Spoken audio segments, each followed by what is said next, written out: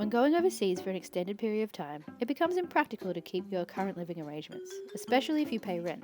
We had accumulated quite the collection of loved and cherished items over the years we've lived together. From our very first room in my sister-in-law's house to our first apartment sharing with friends to our first apartment together, we had to think of where we would put all of these things while we were away. Our furniture, our console collection, my cooking appliances, our books, clothes, decorative items, more candles than any human should ever own, and more. We looked into various methods of storage and decided that asking our parents to store some things in a shed we would build and pay for was the best option.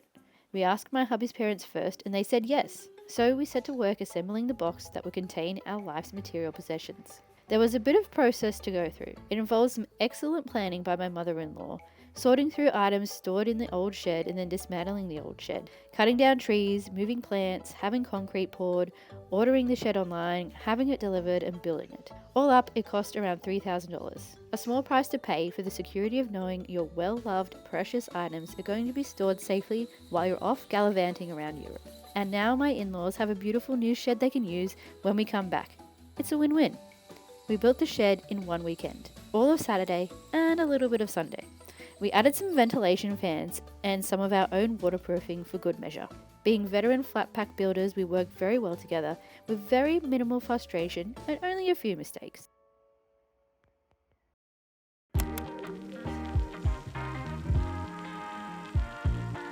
It was time.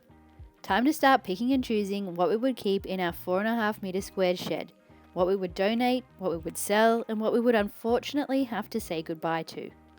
We purchased clear boxes from IKEA to store loose items in, a shelf to store the boxes on, vacuum bags for clothes and other fabric items, and used all our old cardboard boxes I had kept for 4 years in the garage from our move to Cronulla.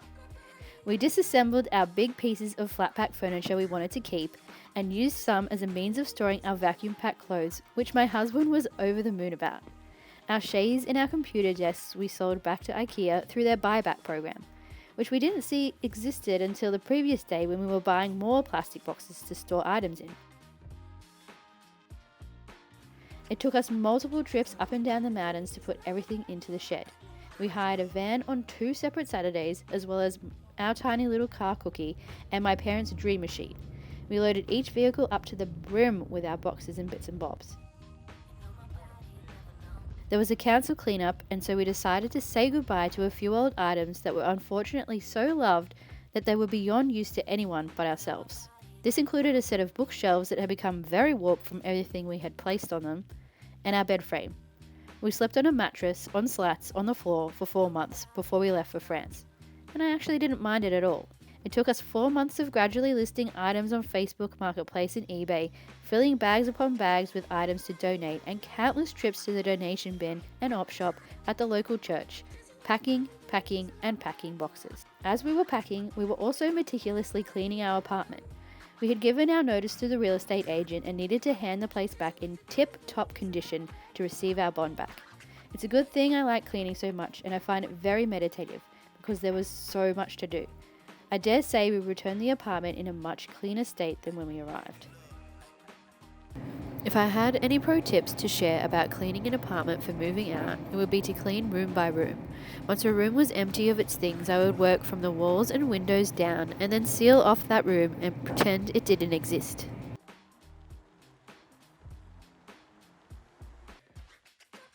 I had my doubts that everything we wanted to keep would fit, but by some miracle we had just enough room for everything. I say everything.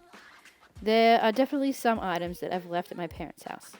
Slowly but surely, the shed was filling up, and before long, our life was in a box.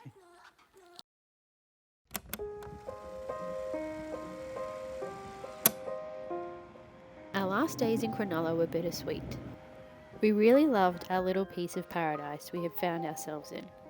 We spent our last days soaking up the sun as much as we could before travelling to the opposite side of the world in the opposite season. With our life packed away in a box and our bags on our backs, it was time to take a step forward into the unknown.